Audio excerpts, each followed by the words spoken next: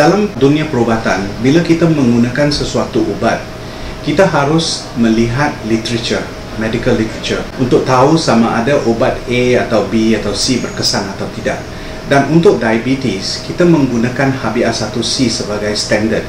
Jadi kalau anda menggunakan misalan kata glucopak, metformin. Glucopak itu sudah dalam hidup selama 50 tahun dan terbukti mengurangi HbA1c, terbukti secara medical, secara clinical, secara apa yang dipanggil randomized clinical trials, membuktikan bahawa obat itu berkesan.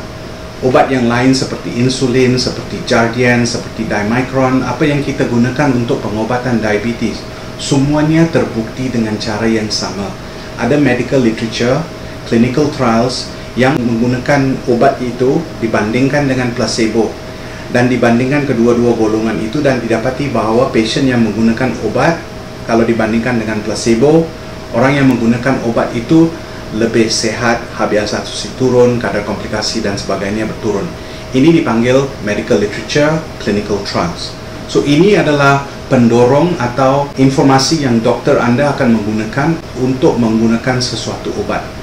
Nah, obat herbal berbeda. Bila kita menggunakan obat herbal, evidence, level of evidence hanyalah anekdotal. Maksud saya, kawan saya sudah pakai obat ini, dia rasa wah, setelah makan obat itu dia rasa sehat.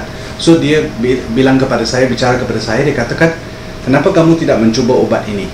So bila saya mencuba obat itu, saya katakan obat itu mungkin ada berkesan.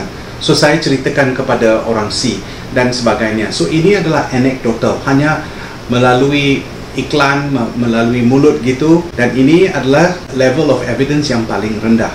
So bila kita menggunakan obat yang diiktiraf oleh pemerintah, Kementerian Kesihatan dan sebagainya, ada level of evidence yang menunjukkan bahawa obat itu berkesan. Obat herbal biasanya tidak ada bukti seperti itu. Dan kadang-kadang obat herbal ini ada efek samping yang kita tidak tahu.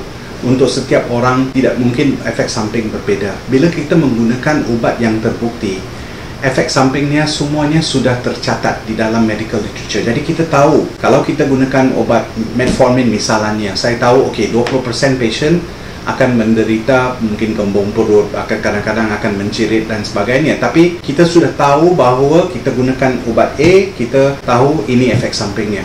Untuk obat herbal, efek seperti itu tidak tercatat. Jadi saya sungguh curiga kalau menggunakan atau waspada untuk menggunakan obat seperti itu, kerana saya tidak tahu, saya tidak tahu sama ada dia akan menurunkan gula seperti yang kita mahu.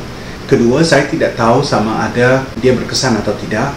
Ketiga, saya tidak tahu efek sampingnya. Dan akhirnya, saya tidak tahu sama ada kalau saya memberi obat seperti ini, saya akan melakukan apa yang kita katakan harm. Kita akan menderitakan pasien daripada membaiki keadaan gula mereka. Jadi untuk itu saya menasihati anda untuk jangan makan obat sembarangan. Anda harus minum obat atas saranan dokter atau apoteker. Terima kasih.